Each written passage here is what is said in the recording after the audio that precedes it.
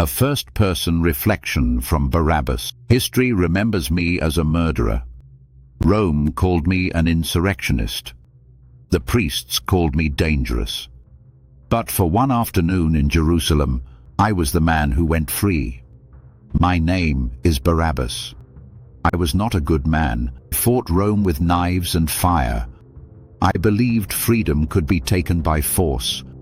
I spilled blood and called it justice. And Rome did what Rome always does.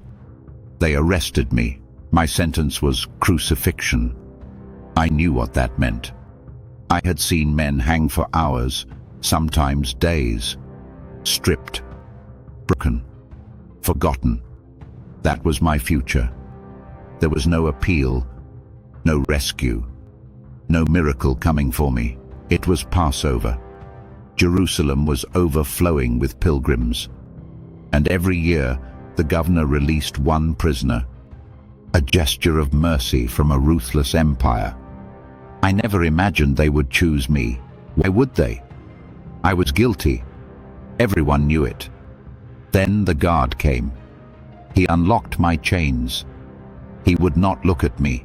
"You're free," he said. I thought he was mocking me, but he dragged me into the courtyard, into the light. And that is when I saw him, Jesus of Nazareth. I had heard his name. Everyone had. Some said he healed the sick. Some said he fed thousands. Some whispered he might be the Messiah. But he did not look like a king. He had been beaten. A crown of thorns pressed into his brow. Blood ran down his face. Yet he stood there, steady, not begging, not cursing, not fighting, just standing. Pontius Pilate stepped forward and faced the crowd. "Whom shall I release to you?" he shouted. "Jesus of Nazareth or Barabbas?" For a moment, there was silence. Then the priests stirred the crowd, and suddenly they were shouting my name. "Barabbas!" again. "Barabbas!" louder. "Barabbas!" My chest tightened. This was not possible. Pilate turned back to them. "What shall I do with Jesus?" The answer came like thunder. "Crucify him! Crucify him!" I knew that word. That was my word. That was my sentence. That cross was mine. The soldiers stepped toward me. They removed my chains. Then they turned and took him instead. And for the briefest moment, our eyes met. I expected anger. After all, the crowd had chosen me, a murderer, over him. But there was no anger in his eyes. No hatred. No fear. It was as if he already knew. As if he had always known. And something inside me broke. Not because I understood heaven.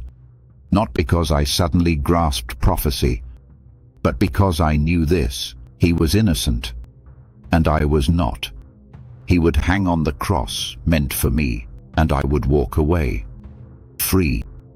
They placed the crossbeam on his shoulders, and I followed at a distance. I do not know why. Maybe I needed to see it. Maybe I needed to be certain this was real. They nailed him to the wood. The hammer struck. Each blow echoed in my bones. It should have been my hands, my feet, my cross. The sky grew dark in the middle of the day, and he said something I will never forget. "Father, forgive them, forgive them." I had never asked forgiveness for anything in my life, and yet he was asking it while dying. I walked down that hill alive. Alive because he was not.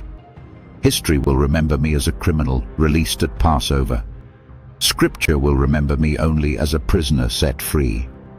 But I remember his eyes, the moment of exchange, the moment I knew this was not politics. This was not chance. This was mercy. They thought they set me free. But that day, They thought they set me free. But that day, I learned what freedom truly was.